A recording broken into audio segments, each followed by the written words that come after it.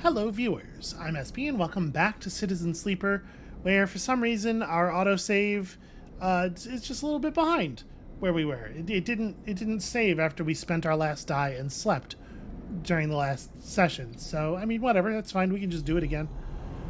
So there was a keynote down here is what I did? Yeah. You know, I feel like the dice we had rolled last time were pretty good. I sure hope. I sure hope they are at least as good this time. Let's end the cycle. Let's take a little rest. Let's get started by going to sleep immediately. These dice are considerably worse. These are real bad actually. Really a lot worse than the ones we had last time. Okay, it's fine. So a merchant freighter has shown up. My immediate thought is hunter nest. There was a hunter nest that required a 1, wasn't there? Yeah, let's close this up. Pull ourselves a little bit of cryo. That's nice. And go on down to the sealed dock.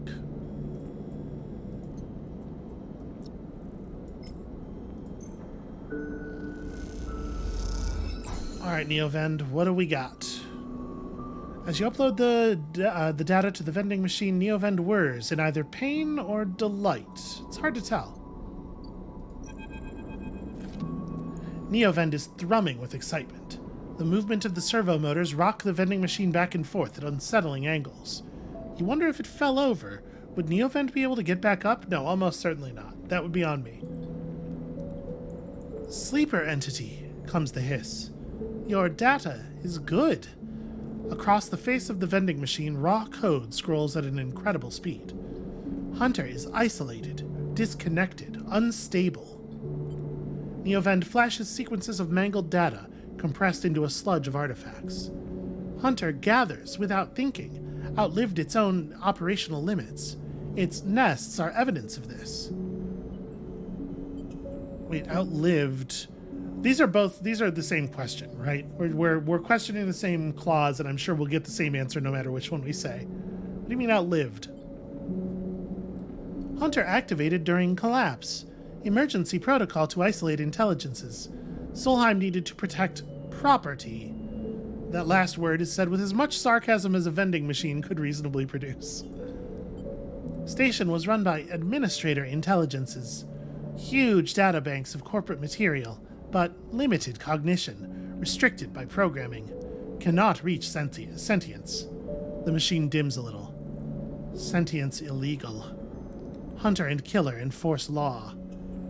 Yeah, this seems like kind of a weird sentence, given that during our last conversation with Neovend, it was like, I'm sentient and that's why I'm not allowed to be out there because Hunter will eat me.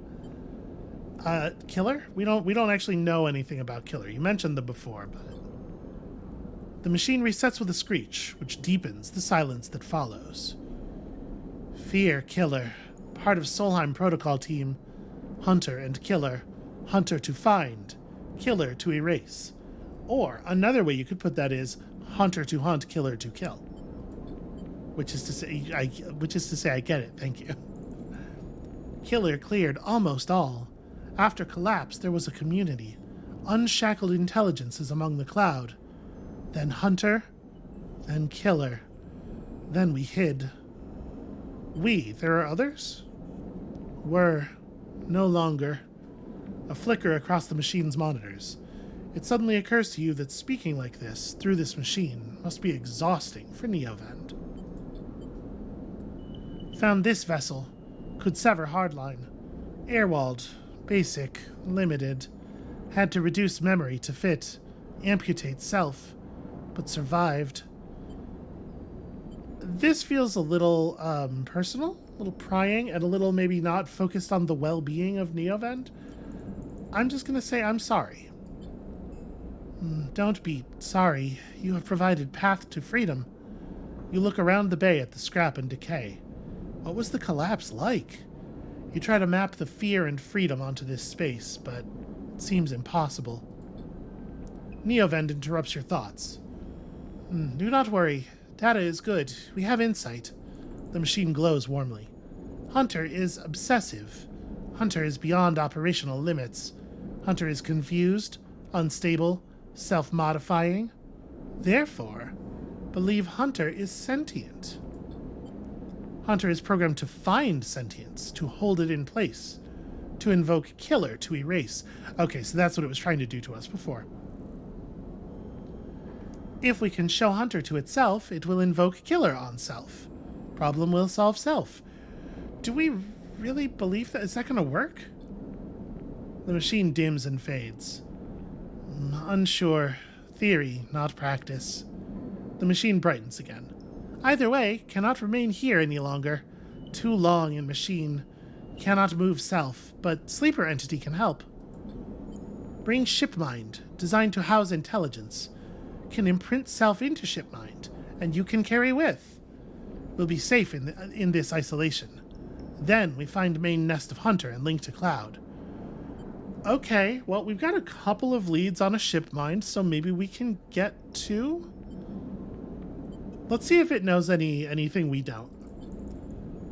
Build from fragments, buy, salvage. We cannot leave, so do not know.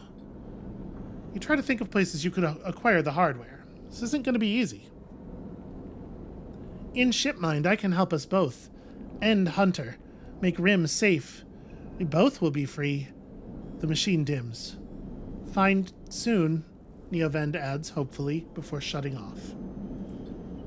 As you leave, you think about all the intelligences unshackled by the collapse, then hunted down afterward.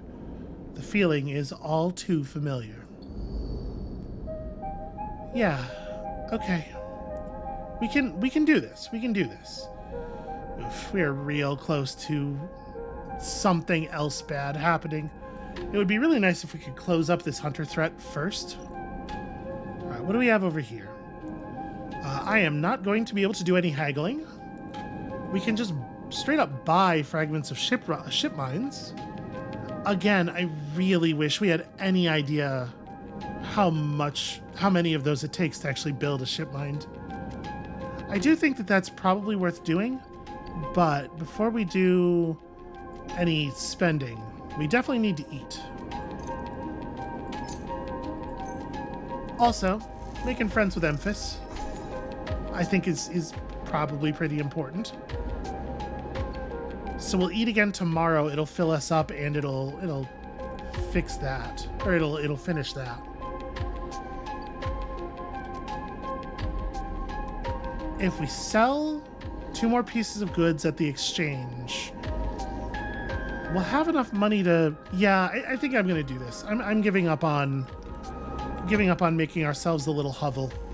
Let's put some ship mines together. We could use the money. Okay. So, speaking of money that we could use, obviously it would be very helpful to do some more cutting. Dragos' nerve, having us around, is going to run out eventually. I think I am going to do this. Let's do some salvage.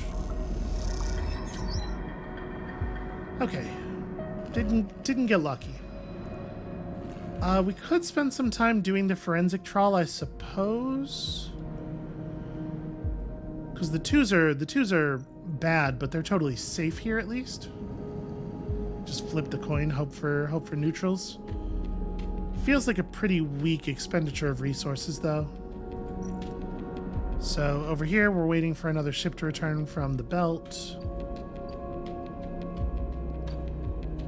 There's nothing that we can do at Sabine's aside from get stabilizer, right? So definitely don't want to interact with that. I would definitely hook up Caster if we could. So maybe that's the thing to do. There's got to be some yet again agents around here who need it too, right? Well, there's this. I mean, I think I'm willing to give him information on Havenage. I I do not think that he is as much of a danger. Maybe that's naivete.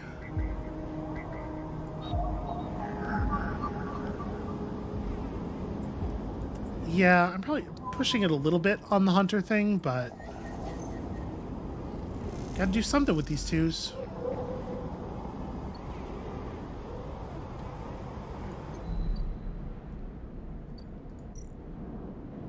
Alright. We got this at least. So we can safely pop that other Solheim node, but then we're gonna be pushing it for sure on Hunter. Yeah. Gonna have to be careful from there. For the moment, I think, yeah, we're just continuing to run the wheels, so to speak.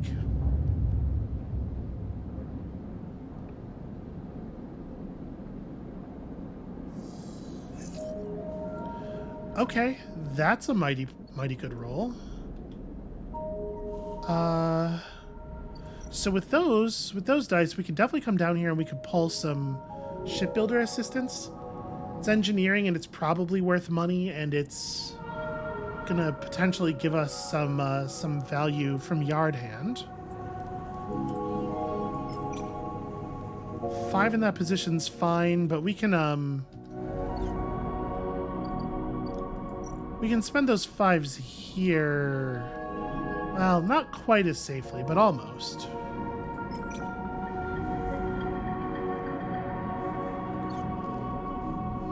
Not really sure what I want to do with them. Let's do this.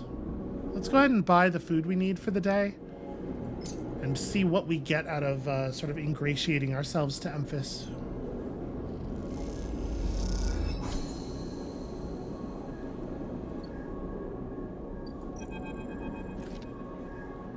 Sleeper! Emphis calls out to you, a booming voice that echoes through the corridor. Tell me a story. He throws a handful of chopped mushrooms into his wok, the fire leaping up to meet the oil. I see you cycle in, cycle out, but we never speak. You tell me a story. Sure, what kind? This sounds like I'm it's not quite arguing, but it sounds like I might argue. I want to appear to be friendly and going along with this. Any kind. He pauses to drizzle something from a plastic bottle into the wok. But one of yours. He looks up at you. Nothing stolen. You pause, the spices rich in your nostrils, and think about the kind of story you'd like to tell Emphis. You look at Emphis, the listener, and imagine he's heard it all before. Perhaps he would enjoy a strange story, something with some spice. We don't actually know anything about him.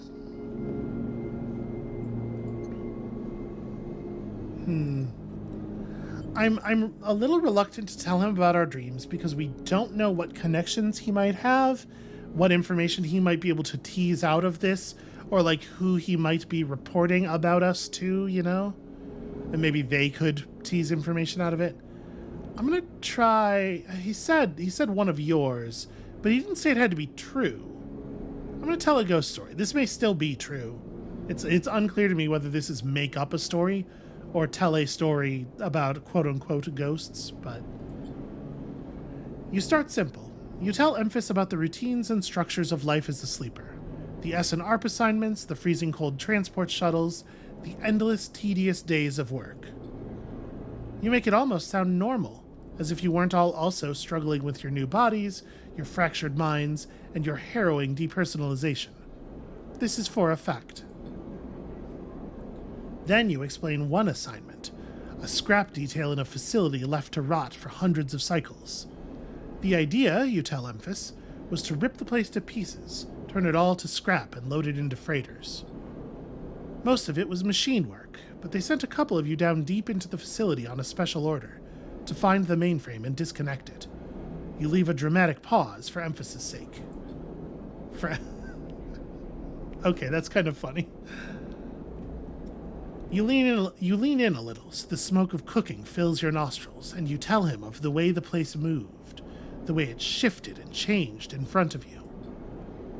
The way corridors twisted and pulsed like intestines, and at the rotten heart of it all, you tell him what you found. An empty suit from which erupted a mass of metal, like a tree, like a forest. Great trunks of ribbed steel exploding from the faceplate. Buttresses of silicon stretching up into the shadows. And a mainframe that screamed when you cut it out. Emphis finishes cooking and squints a little at you. Sleeper, he smiles. You are quite the storyteller. He eyes you, and you realize he's trying to gauge how honest you have been in your story. Emphis passes you the meal he has cooked, and you take it gratefully. As you eat, he talks, a natural exchange. Thank you, Sleeper. He looks around at the emptying market. But my time is done for today, and I do not want to keep you longer, so I'll make a proposal. He gestures to the plastic boxes of ingredients behind his stall. These are good enough for most, but someone told me a story that made me think a couple of cycles ago. They said that across the gap in the Greenway, fresh mushrooms grow. You heard that? No. And neither had I, but I trust the one who told me. Emphis begins packing up his things. Can you bring me some? I can't cross the gap, and I worry about leaving my things behind. He smiles. I'm sure a storyteller like you could handle the trip. Okay, well, I don't know that that makes sense, but fine. I'll prepare them for you. And if you wish to tell it, be the audience for another story. I'm going to say agreed. Good, booms Emphis. Then I'll wait for you to bring them. Emphis sides his walk away and straightens up. I'll prepare a recipe then, Sleeper. Good luck with your foraging. You turn away and walk back into the main market, the rich taste of Emphis's food still lingering in your mouth. Stories for food, you think. A trade that seems more than fair. Gosh, I don't know. That doesn't... I guess that's kind of literally my business. But it does feel like the person getting the food is getting the better end of the deal, in my opinion. Maybe I shouldn't be given everything. Maybe I shouldn't be the one saying that. Alright, so we have all these dice. We need a lot of money to cross this, and I really do want to get this shipmind stuff under control first. With these high dice, we could enter the spoke. Maybe we could do that with the 6s, and then go back and like spend the 4s on salvage at the yard for the money to buy the shipmind pieces. I am really curious about this. No, we're not gonna... Let me in. Alright. It's a dangerous action, but... Somehow, deep in the spoke, you come across a thoroughfare lit by work lamps, where groups pass back and forth with ease. Interesting.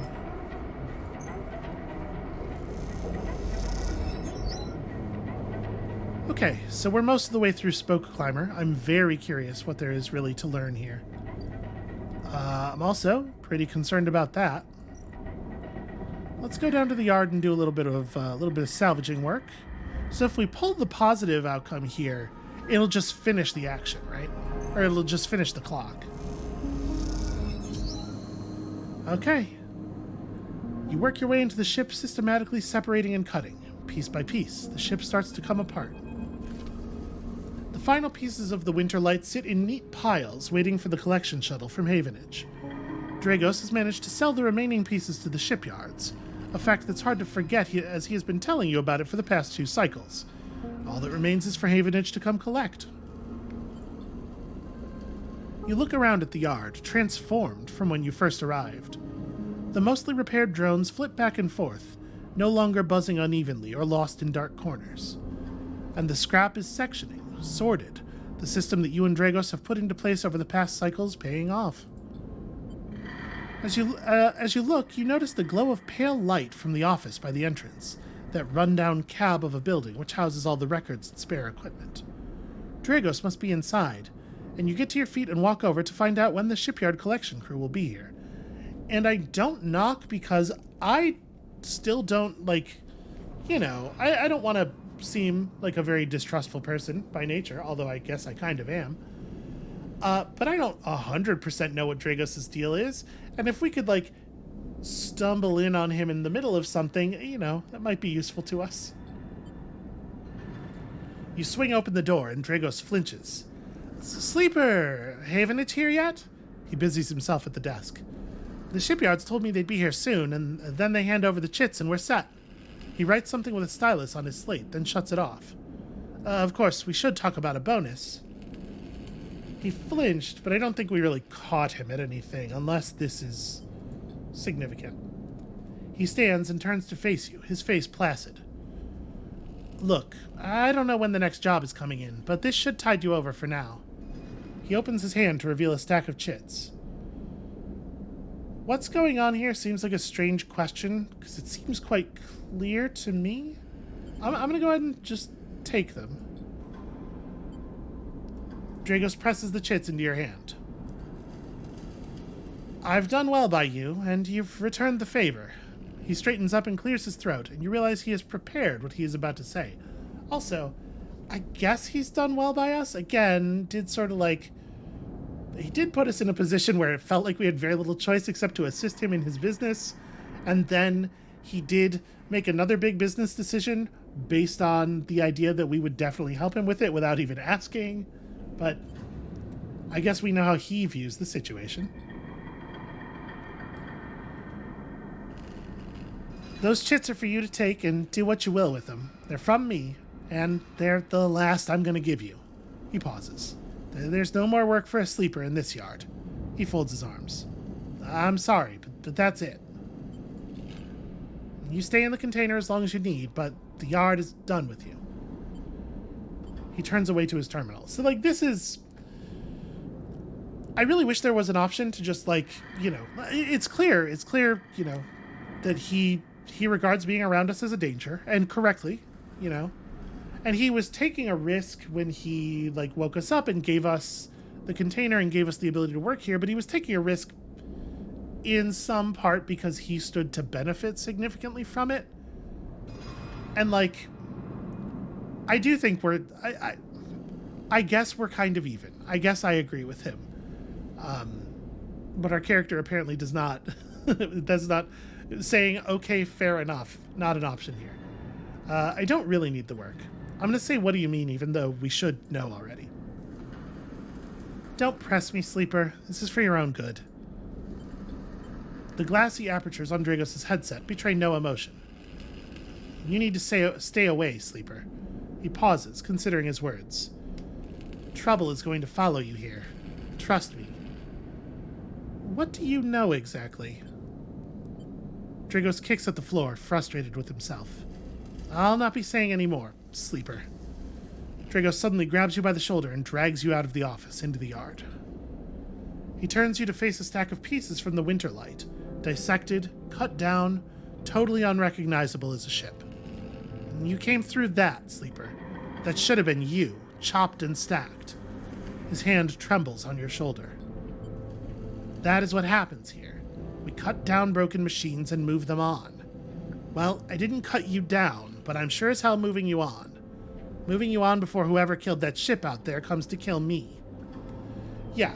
This, again, our character is baffled in a way that kind of doesn't make sense, because it's very obvious that this was what was happening even before, right? That's what the Dragos' nerve clock was telling us.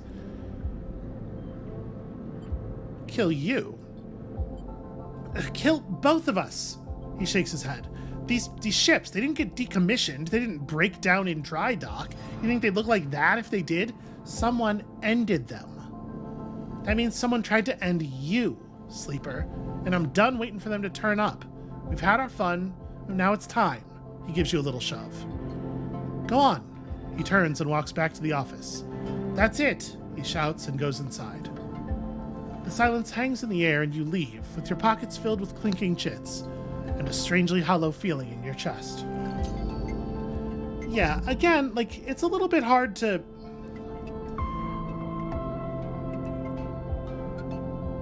There is a lack of altruism here, right?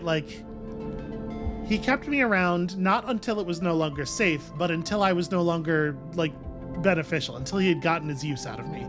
And then, fair enough. He felt like he was taking a chance, it's fine. It's just, he's really acting like it's something that it's not, which kind of annoys me, honestly. All Alright, let's go ahead and buy the 2 shipmind fragments that we are able to buy. We certainly have plenty of cash.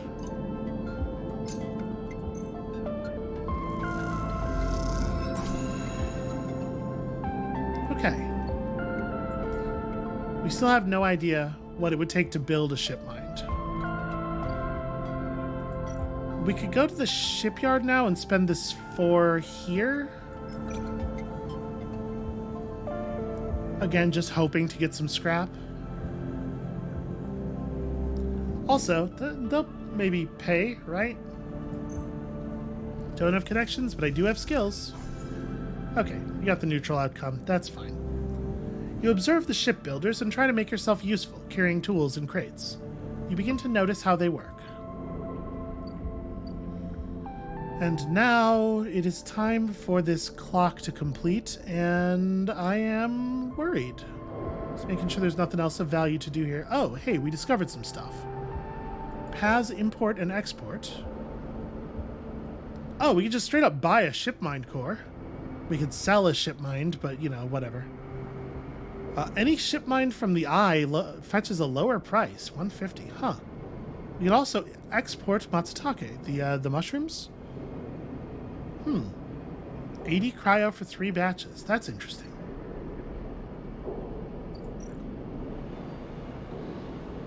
And over here, we got to be better at interfacing to interact with these things at all. Well, that is the next point we intended to buy, so that's all right. So Midline runs automated freight down from the free spoke. They need skilled operators, and you don't have to lift a single crate, and also it's perfectly safe. So that's interesting. More options. Let's see if we survive to use them. The first shipmind we get together, I'm using for Neovend, not for Ankita. I hope she doesn't... Well, she'll never know. I was going to say I hope she doesn't mind. But I just don't. The Neovend situation, the Hunter situation, to be more specific, is a little more urgent, I think. Hold it there, Sleeper, comes a voice from behind you. Don't you run.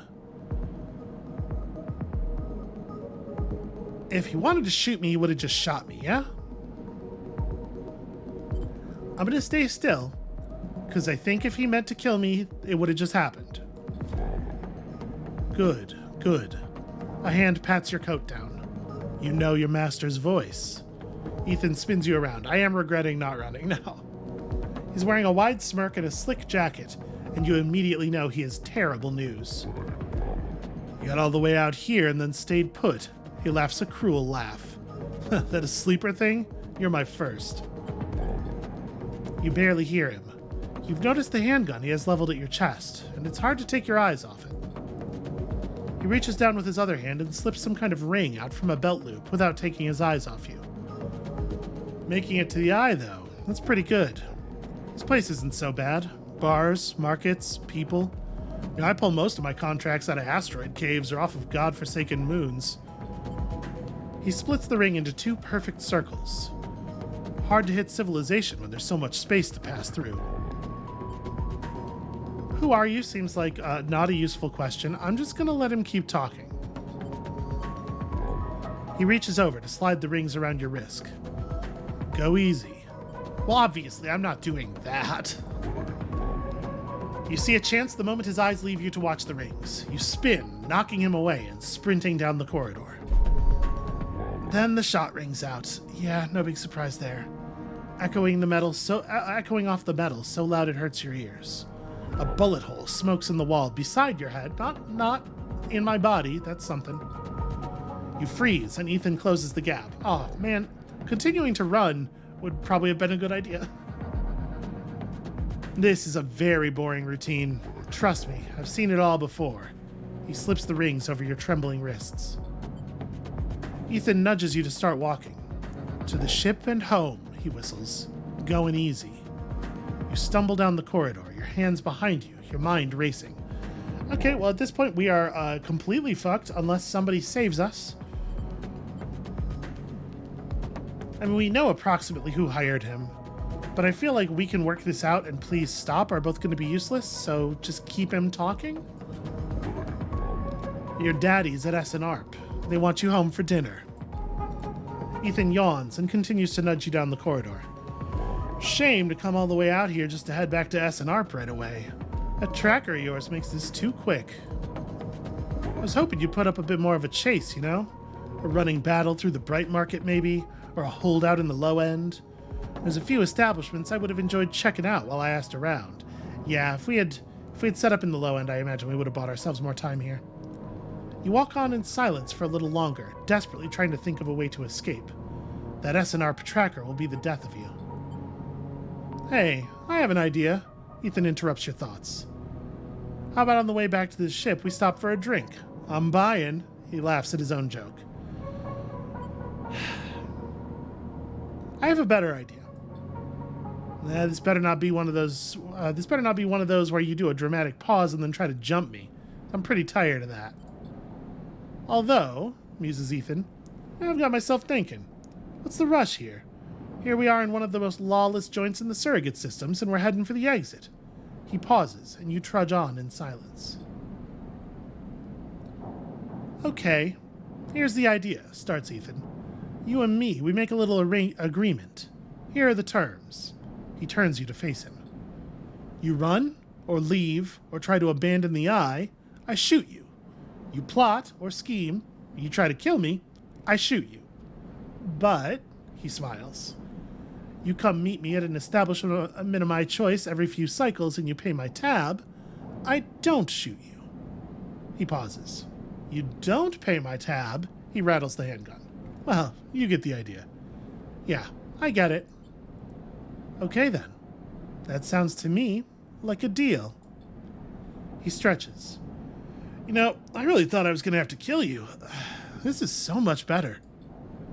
He clicks something at his belt and the rings release from your wrists. Alright, I'm going to go see if I can find my old stool at the compressor club. Come see me there. He aims the handgun at you, squinting down the sight.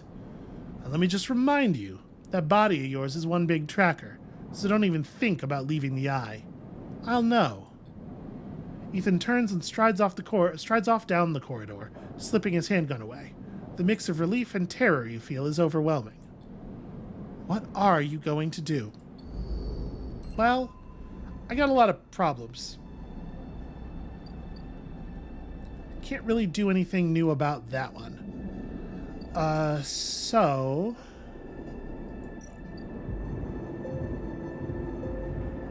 Okay. We have 4 cycles until we have to deal with Ethan again. Obviously, the thing I would like to do is just kill him and dump him out an airlock, but I don't really know how to do that, so...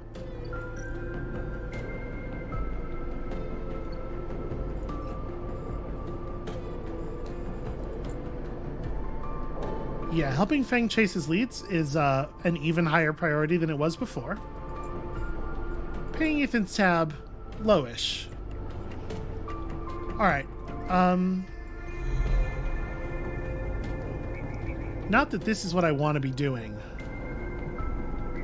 but what does this Solheim node need? A 4, of course it does.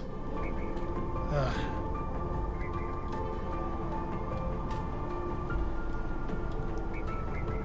Well, I definitely don't want to just pull anything. Like, Hunter's too close. I don't want to do anything that isn't very significant. Getting that Solheim data sure would be significant. I need to finish a drive so that I can get a point so that I can be better at interfacing. All right, let's go. Shit, what are we gonna do? Go back to the spoke.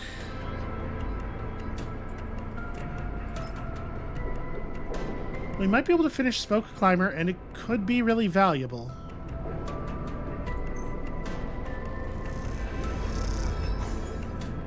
Of course, we got neutral. And 3 is, like, really bad, right?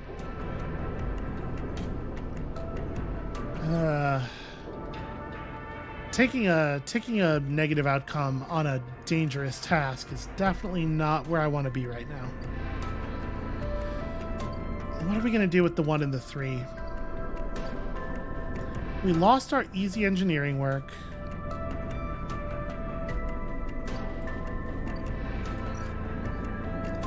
We could go back to the Overlook and just buy some drinks. Of course, money is a real problem for us at this point. We only need one more Solheim data, right? Yeah, it really feels bad to push it. Okay, this is only risky, not dangerous.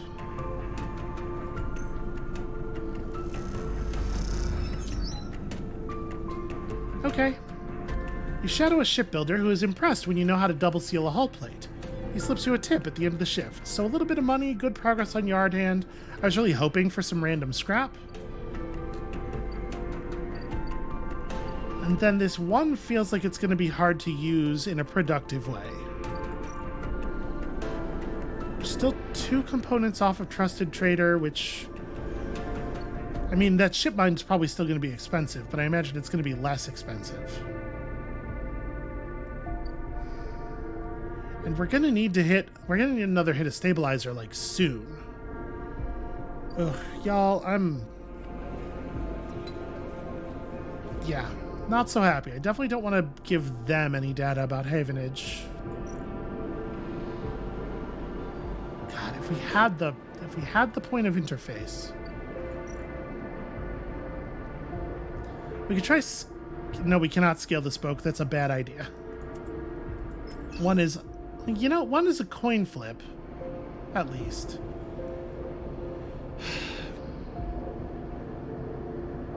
This is desperation here. Coin flip gets us a point of spoke climber, and that's something. If we hit the negative, we'll lose cryo or energy, but not, like, you know, it's not going to be condition or anything. Yeah. This feels like the kind of thing we could be driven to do by desperation. Just gonna navigate it from the outside. I just need to know more. Ugh, hit the negative. Well, shit. Okay,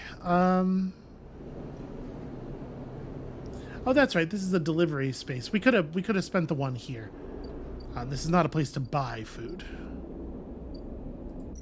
Am I allowed to just do the normal purchase? I am, okay.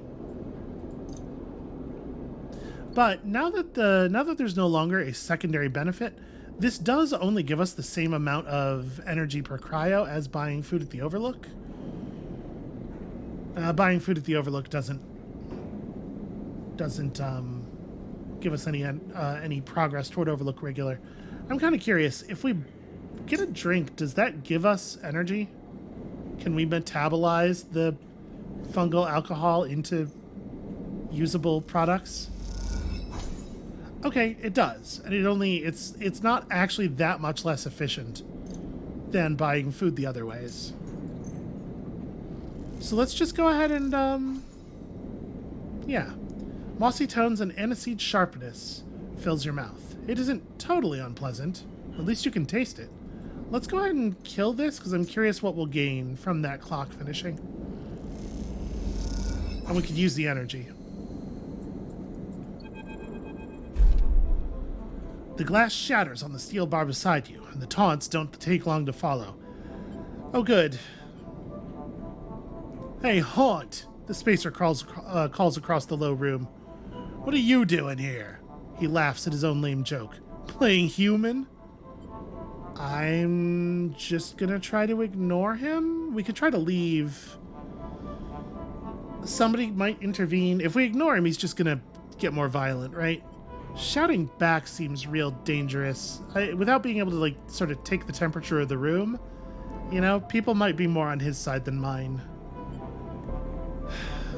The fun of being clocked in a public place. I'm just gonna try to leave. You slip off your stool looking for the exit and hoping he doesn't physically attack me on the way out. A hand falls on your shoulder, but as you flinch away, it pats reassuringly. You freeze in place. Out! The voice comes from behind you, spat out like a shot. You turn to see bright eyes, dark hair, and a stare that could breach the wall and vent you all into hard vacuum. As you turn back to the spacer, the second glass comes sailing through the air. If I can catch it, that seems like a much cooler thing to do. You reach up a hand and the glass shatters across your forearm, showering you in fragments. That's not really catching.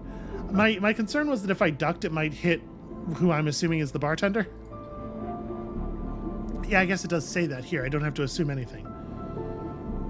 Through the haze of glass and Girol vapor? This is a word I don't know. I'm just going to go look that up right quick. Is that a kind of drink or... It's kind of mushroom, actually, which is to say, yes, it's what the drink is made out of. Wait, no, maybe it's not a kind of mushroom. It's definitely, the first thing I returned was a recipe that has a mushroom in it. A Girol machine. I don't know. It's some kind of food preparation thing. Anyway. You see Tala leap the bar and close the distance to the spacer. The thud as he slams into the wall echoes around the bar like thunder. Now, flanked by other figures, quick to their feet, Tala throws the spacer out through the door and stands silhouetted against the rotunda lights. You touch your arm and it feels wet. Well, I mean, that makes sense. Someone helps you to your feet and back onto your stool. Broken glass rattles as it is cleared, and a fresh measure of Girol is glugged out in front of you. Okay, it is the drink. That same hand, warm, heavy, falls on your shoulder once more. He isn't coming back. We don't tolerate that kind of shit here. Tala flops onto the stool beside you. Alright, let's get a look at you. Tala wipes the powdered glass from around the wound, and someone places a bottle of alcohol and a metal tin with tweezers on the bar. She disinfects them and then turns to you. That was an ambitious catch. She smiles, pulling a sliver of glass from your forearm. Stupid, but ambitious. You don't feel the pain, only the sting of status messages your body delivers concerning dermal damage and exposed structures. You do feel the care, though, as Tala's bright eyes search your thick synthetic skin for splinters. Yeah, I feel like choosing to take the hit instead of ducking and then having the glass go who knows where is a moment of proving our character to those around us. Hopefully that's what they take away from it. I am going to watch her. That's just sort of what I do. Tala works with the skill of someone who has had to pick glass splinters from the skin of a stranger before. She hones in on each bright shard, all the time tapping the tweezer tips in little rhythms that only she can follow. Tala smiles to herself. So, you been on the eye long? Long enough. Hey, you don't need to act tough with me. A splinter clinks into the tin. Not everyone is like that, idiot. We don't all hate you. She glances around. Some of the regulars, maybe they fear you. Maybe they're just curious. I don't know. What I do know is that the Overlook is a safe place. I know what it's like to be new in this place. Trust me. She meets your eye. I'm not trying to convince you of anything or separate you from your chits. I just want you to know that if you need somewhere, you can always come here. I know the rations we got aren't much, and the company is, she leans in, limited. But if you need work, I'll happily put you behind the bar. If you need shelter, well, we can discuss that. You'll be safe. I usually have Francis on the door. He's up in the Greenway this cycle, haggling with our supplier. Francis tends to be particular about what we serve, even if the clientele isn't. She places her tweezers in the tin with a clink. That's you, Sleeper. Here, she slides the glass of Girol to you. This'll help. She stops, her hand still on the glass. Wait, does this help? I mean, can you get drunk? It seems like no. I was not really feeling any effects from the multiple glasses I drank before. But I'm going to say no idea, because honestly... She laughs. Well, keep trying. I'll let you know if I see any difference. She walks back around the bar, gathering the glasses as she does, and before long is retelling how she threw that spacer out to a new group that just wandered in, complete with dramatic actions.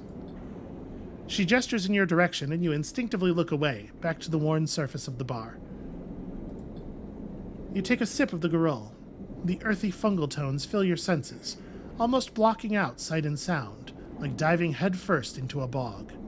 You may not be able to get drunk, but this connection to something grown, something fermented, something old, feels good. I really dig her tattoos. So we can do a shift at the bar. It's not really my sort of thing, though. I don't feel like it's necessarily unreasonable for us to do it from a character perspective on account of, trying to do favors for Tala on account of I feel like I owe her now, but it's not going to be my first instinct.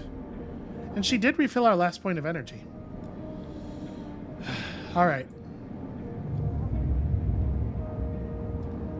It was a lively day, but not a good one, I would say. Phew. 1, 2, 4. Well, we got the 4 at least.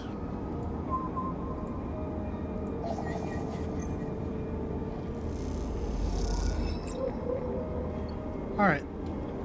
Let's go do something useful with this data.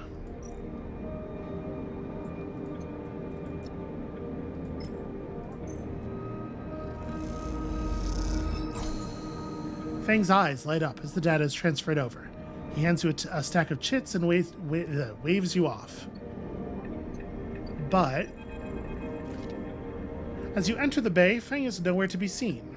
The banks of servers and machines blink out of the dark in staccato rhythms, unseeing eyes of the station's digital ghosts. Shitheads!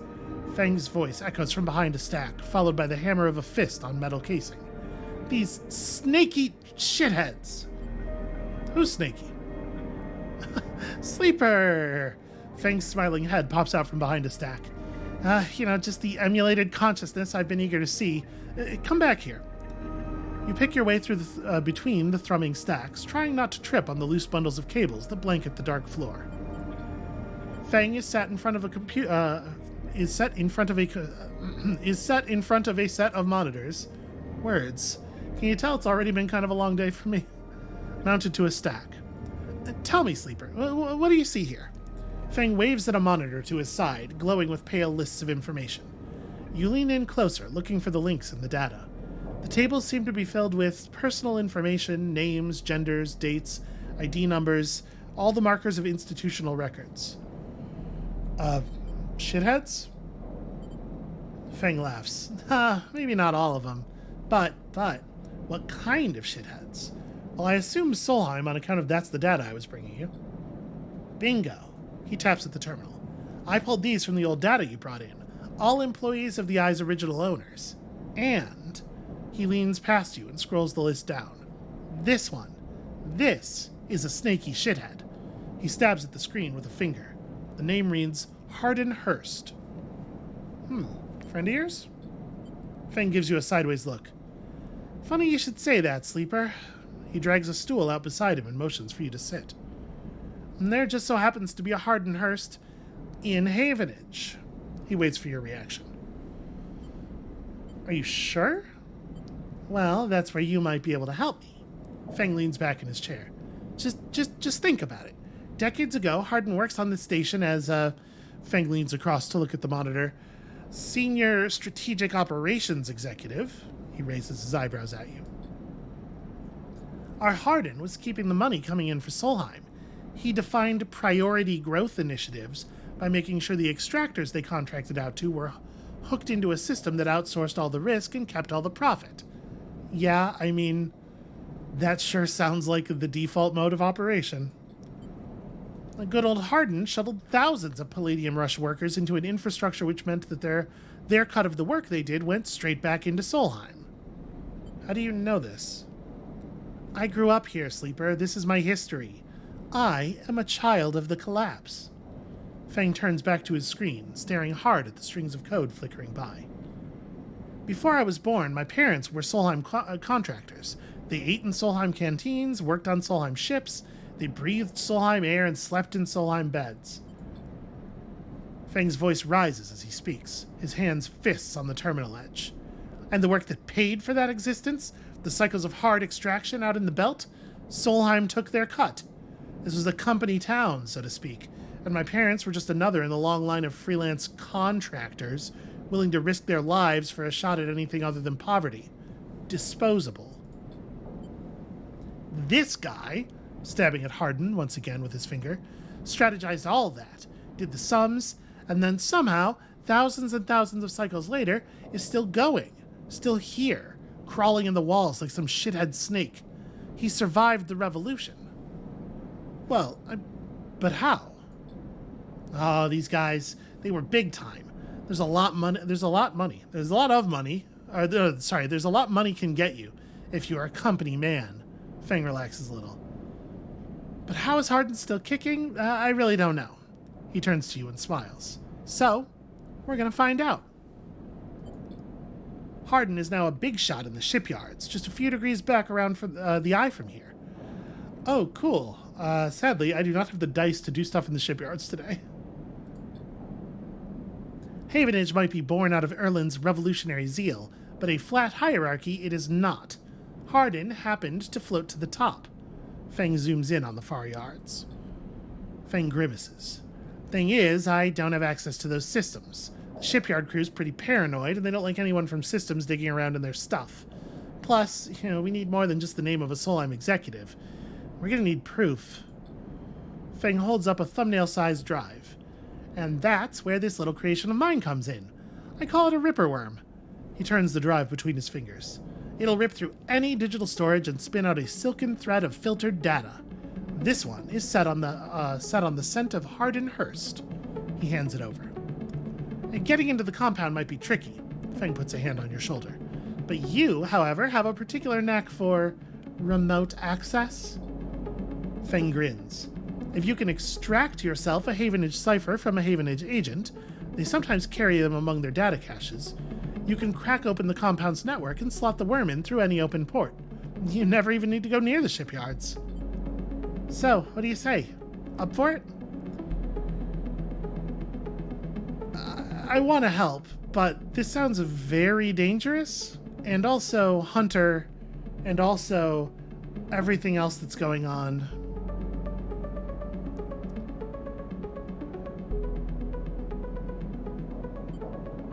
Feng seems legit. He said he was going to help us disable our tracker, and he hasn't said a word about that. I'm just going to say yes. I'm going to choose to display trust here, and we'll see how I am rewarded. I knew it. I knew you'd be happy to catch this snake. And don't worry, once we nail this guy, I'll start working on that tracker of yours. I haven't forgotten. Feng scratches at his chin. Anything the worm gets, it'll send back here.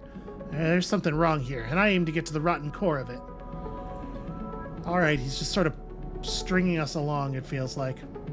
You leave Feng digging through data among the wires and machines of the old station. As you walk out, you try to imagine the eye as it once was, a vast machine running smooth and strong, directed by people like Hardin. A vast Solheim-built machine into which thousands poured from the surrogate systems, looking for a new life. The hope of a better future, engineered to line someone else's pockets. It's an idea you are intimately familiar with. Yeah, ain't it just? You think of Hardin, still alive, still part of this place, and wonder if the past is ever truly past. Sure doesn't seem like it, so now we need a Havenage cipher. Alright.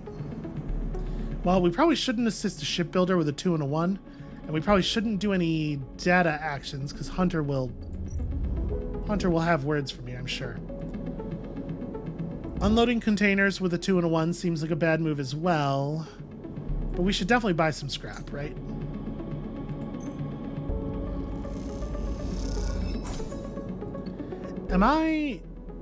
We're still 2 off? Yeah, we can buy 2 scrap components, and just like the loss of money is not too extreme here.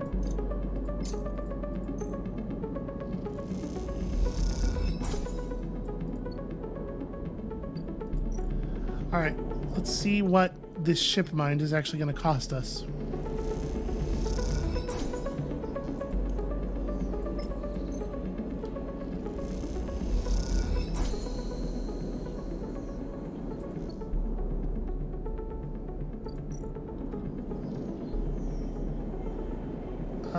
Wait, did I click on a different? No, that's totally, here we go. The Ord Fabricator is a new node. It just popped up in a different spot than I was thinking. Oh, okay, it only takes 3. Ship mines cannot be built from scratch, but if you have enough, salvage fragments can be reassembled. Well, great news for me.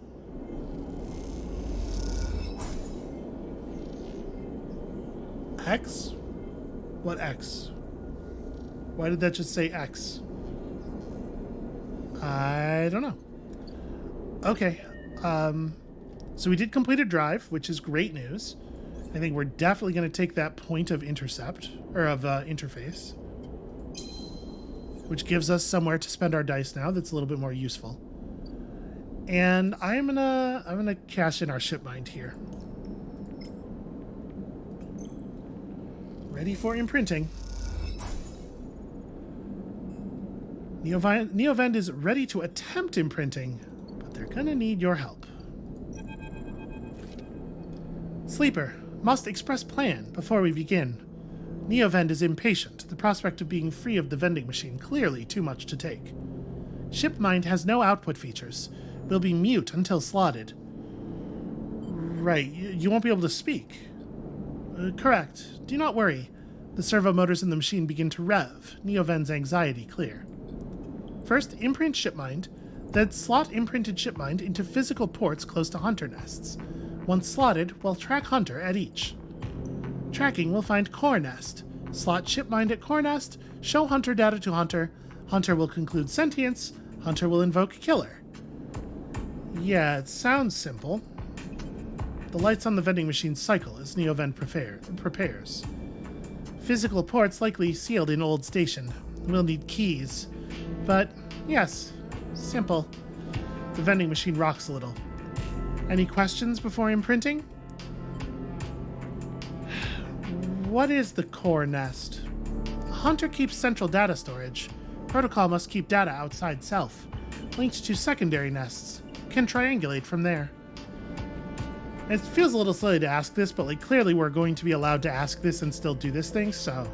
Because we know why. I cannot access via network. Too dangerous. Hunter would find immediately. The lights flicker. I am not like you. Hybrid. I am native to cloud. Easy prey. Alright, let's do it.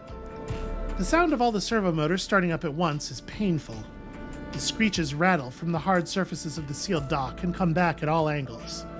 Neovend better be quick or Havenage security will be here. Neovend's voice appears among the squeals like a whisper carried by the wind. Machine is not designed for this task. Few sensors, limited inputs. I work blind. Wish me luck. In the top part of the compartment, a set of arms align with the shipmind, clunkily scraping against it. Can I help? Silence, best. Also, if machine ignite, put out fire. The metal creaks as the servos open the shipmind, its layers of silicon nested like an onion skin. Once open, the main arm of the machine rapidly shifts back and forth, realigning the microscopic components, accessing and rewriting them, imprinting Neovend into its physical form. As you watch the hypnotic motion, your mind drifts to your own creation. What processes were used to emulate your mind, to copy the neural structure of that person who, as far as you know, still sleeps in some distant facility? What was lost? In what ways are you a copy of that person? And in what ways are you something new? You know this much. You are a convenient loophole, a way of circumnavigating the illegality of sentient AI. After all, you are an emulation, not a true digital being. You are neurologically limited, still human. But what would you become if you could escape this frame? Where then would the limits lie? The screeching stops. The machine powers down, dropping the bay into darkness. In the top compartment, the shipmind is whole again. You reach up and take it down, heavy and cold to the touch. Is Neovend inside this thing, or did the process fail? There's only one way to know. Time to find a nest to slot them into. This seems very dangerous. Okay, so the cool news is we did get another upgrade point for that, so we could take self-repair and potentially pull off a home repair. We have enough money to buy more scrap from the ship. And then we could repair our condition with that and see if maybe it's a reasonable thing to do instead of buying stabilizer. I'm going to take it. Oh, sorry. Okay. My brain. So it's 1 upgrade point to buy each of these things. It's 2 upgrade points to buy this stuff. I was reading this as like, this is when you have spent 1 upgrade point in this skill, this is what you get. When you have spent 2, this is what you get. Okay, well then I do think we want to do this next. So I think I'm just going to hold the point. Yeah, I don't think I need to push any of this stuff. More points of Intuit would be maybe interesting, but let's hold off for the moment. Okay, so here's a sealed hunter nest. We do have an encrypted key. I'm assuming since we're not in the sort of AR view, that probably this will not result in the hunter bar increasing. The maglock opens. All right. Let's investigate this nest, no longer sealed. In the bay, a whirring drone lies on its side like a beached whale. It must be the nest. Time to find an open port.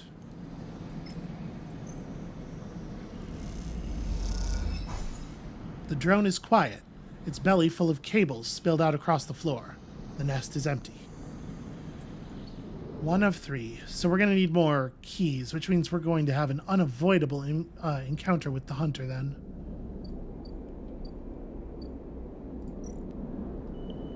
Yep, we're going to need encrypted keys. Okay. Well, I mean, I guess there's no point in delaying on that then, right? We should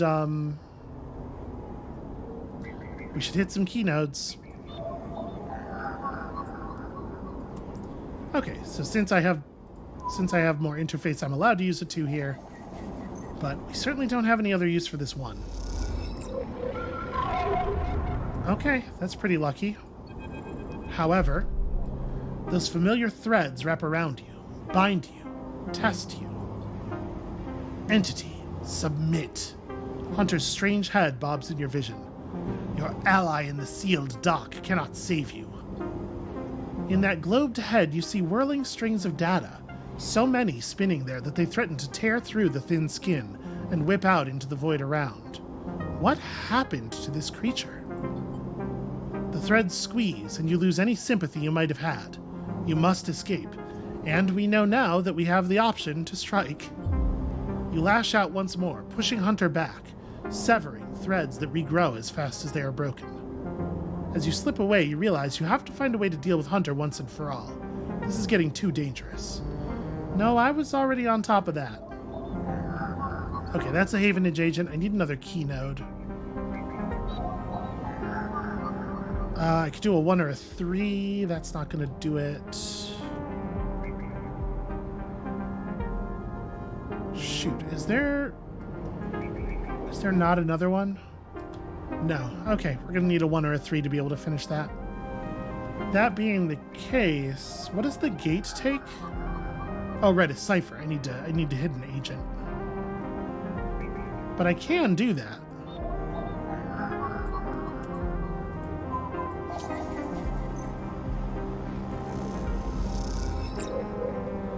Just data. Well, I mean, we're closer to being able to sell stuff to what's his name? That'll probably be helpful at least. I am rapidly declining. I am having a terrible time here. So I would need to complete 1 more drive to get a point to be able to do self-repair. There's time left on this. We don't need to decide whether we want to buy scrap just yet. Ugh. Y'all, this is getting harsh.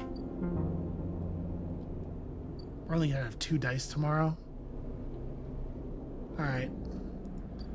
Let's rest because we don't have a choice, but we may need to make some moves.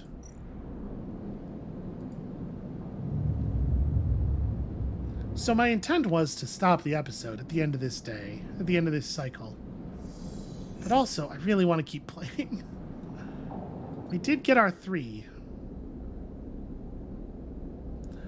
Alright, we're going to go for it. We're going to push on just a little bit more. Alright, 3 is good enough to crack this.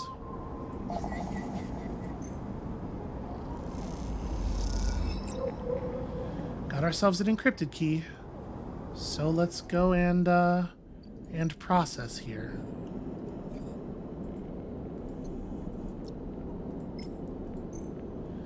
Mad tangle of wires as thick as your arm crowd around a server maglock, but it pops open. And among the webs of cables, you find a free port compatible with the shipmind. It's all Neovend from here. The servers lie silent. Their data cache is cleared. One more.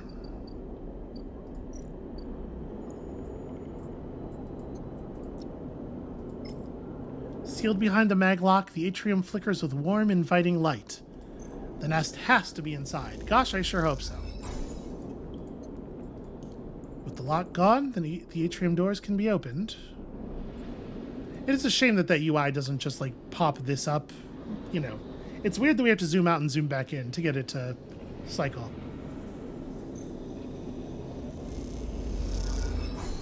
The atrium is only lit with the warm glow of the bright market now. There's nothing left for you here, but you should, in theory, be able to find the central cache. As you leave the nest, something flips. You find yourself inverted, floating, dragged by one arm through the cloud. The threads shift and realign as if they are leading you somewhere. Yeah, look ahead. I am curious why I even have the option to look at my hand, but look ahead for the moment. You look up and see a corridor, a canyon, a street in the low end.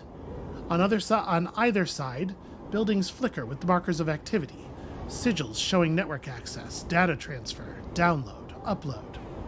Between them dance ghosts, protocols carrying or mirroring or shadowing data, sometimes silent, sometimes chaotic. This place moves unlike any digital space you have ever imagined. Something strange is happening here. You look down, expecting to see the heavy cylinder of the shipmind in your hand, but in its place is an orrery. A sphere so bright it burns your eyes is surrounded by rings and orbits, other spheres tracing silken lines through space. And as you look closer still, you pick out 1,000 sigils of 1,000 stations and ships, flowing like smoke, like dust. Then you see it. Below the stacked rooms, the units and apartments, the wires and the pipes and the buzzing systems that run through it all. In the warrens, beneath the low end, is the Hunter's Core nest. This is where you must go. Okay, a thing of critical import to know.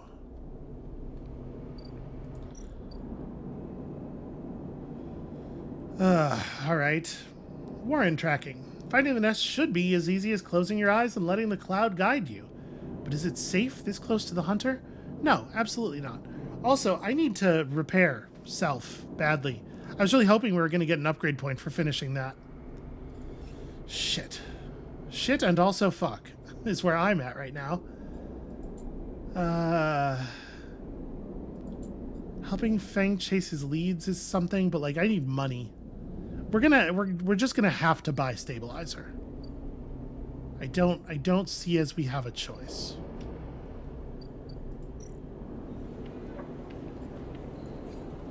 If we got another piece of Havenage data, we could give it to Castor. He'll give us a shipmind. There is a vial of stabilizer behind the Yadigan thing, but we just don't have the dice for that at this point. Yeah. I was really hoping we were going to be able to get on the self-repair. Alright. What I need to do is make money, I guess. Just anything to make money right now. 100 is rough. And unfortunately, our energy situation is pretty dark as well. Can I sell the shipmind fragment? No, they won't take that.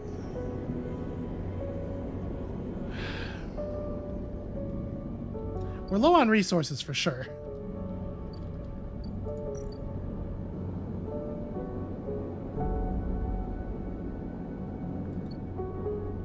If we got the shipmind, we brought it to Amber, we would almost certainly get an upgrade point for that, and then we could repair ourselves with scrap. Alright, is there a Havenage agent that I can hack around here?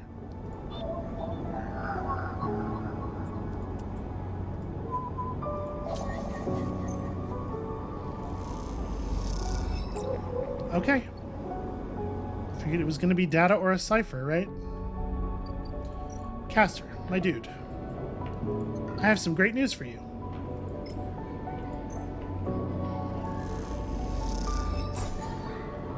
Alright. I appreciate what you've presented, but I have nothing more to offer. So does that... Okay, this is still available. Cool. A thing we might pursue at some point.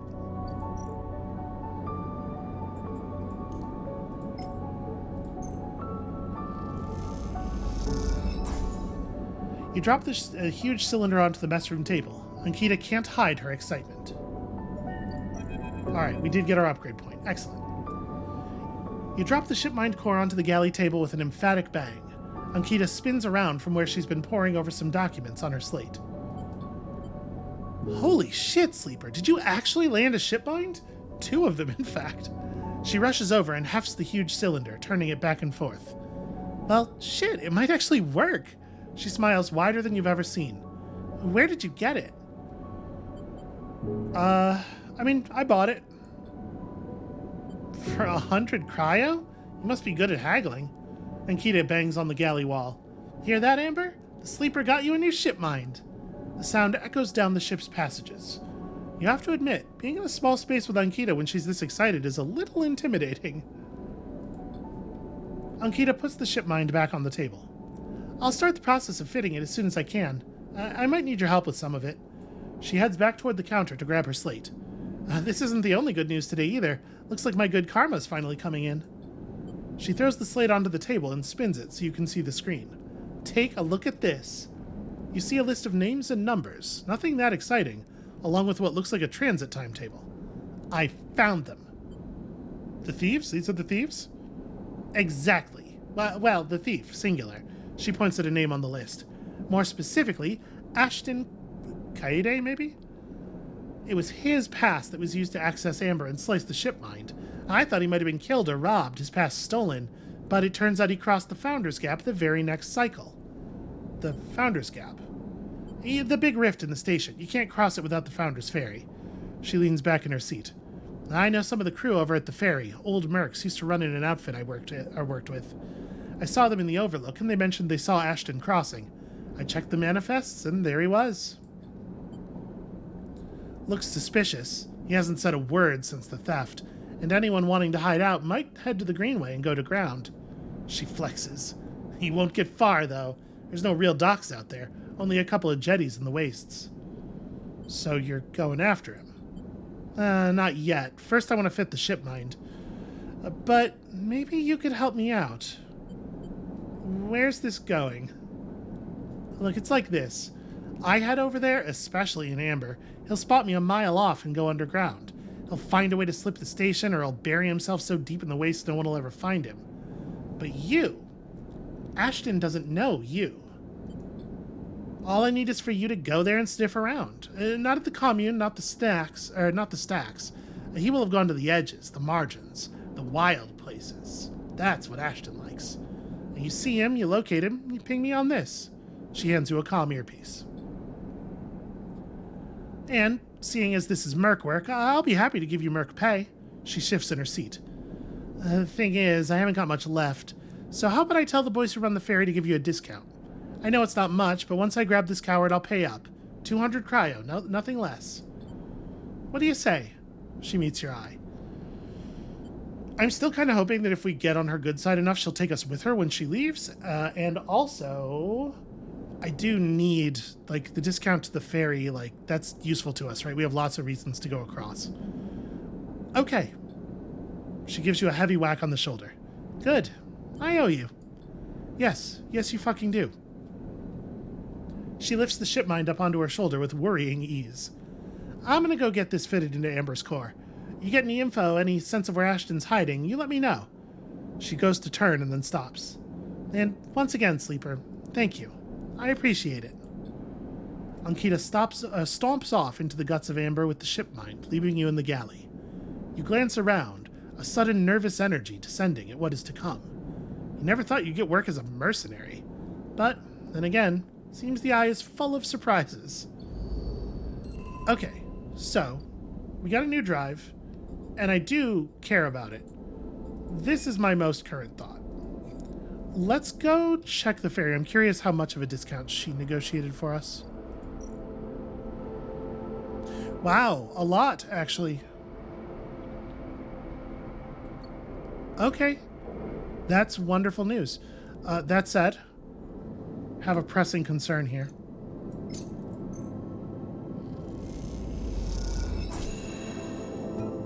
God damn it.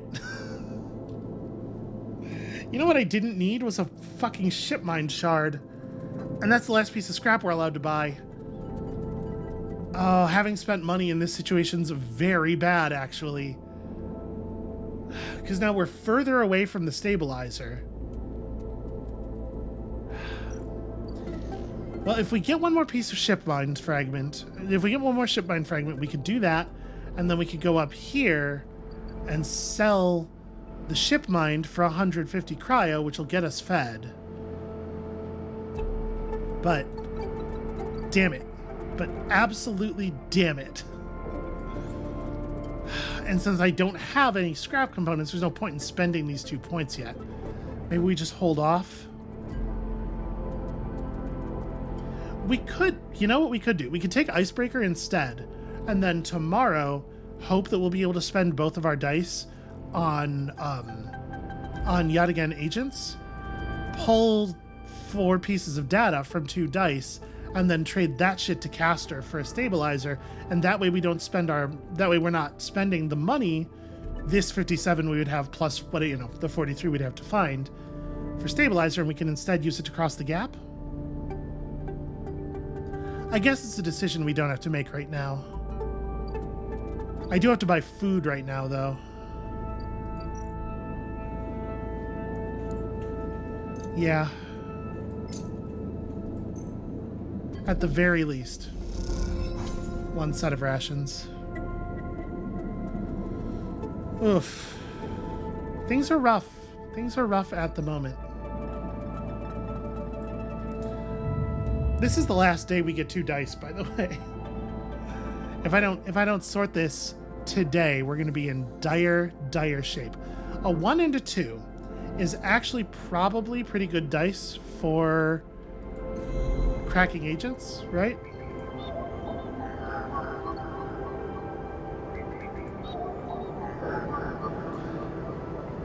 God damn it. We need a 1 and a 3, a 1 or a 3 twice. The 2 is not useful. That's a Havenage agent, which probably is not useful.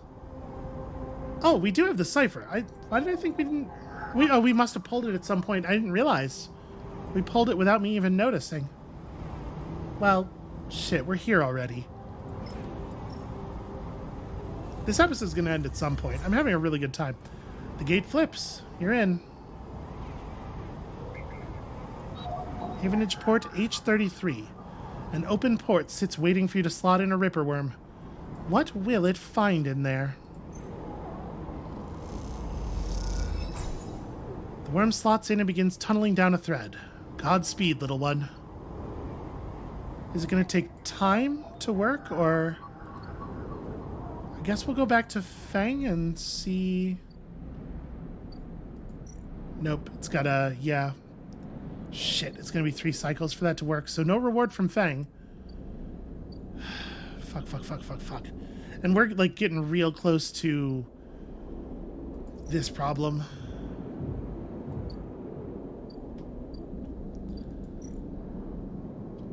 What do we do? What do we do? With a 1 and a 2...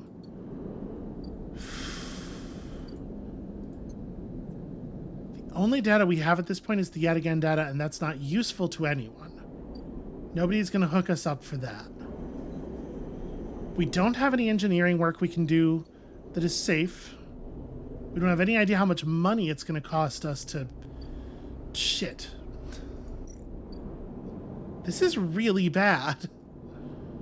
We definitely can't, like, that requires 6 progress. We would have needed some high dice. You remember when we used to occasionally have high dice?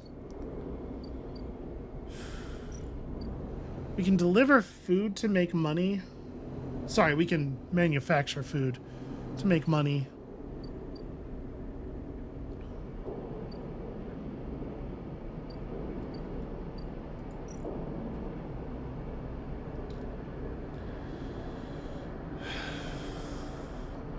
We could scale the spoke. It's not very useful. It might reveal something to us, but we're operating on such a tight timeline now.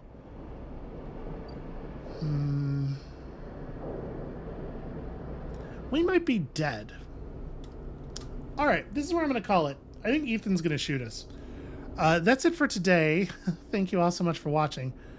I really thought a couple of things were going to operate in slightly different ways than they did, and I cannot believe how bad our luck was pulling a shipmind fragment instead of a scrap component from that scrap purchase. When you come back next time, I'm going to hope that I have discovered a way to survive. I really, really don't know what that would be, though. And if we die, we'll just try again with a different class, probably. So I suppose come back next time to resolve the suspense of whether or not I get murdered.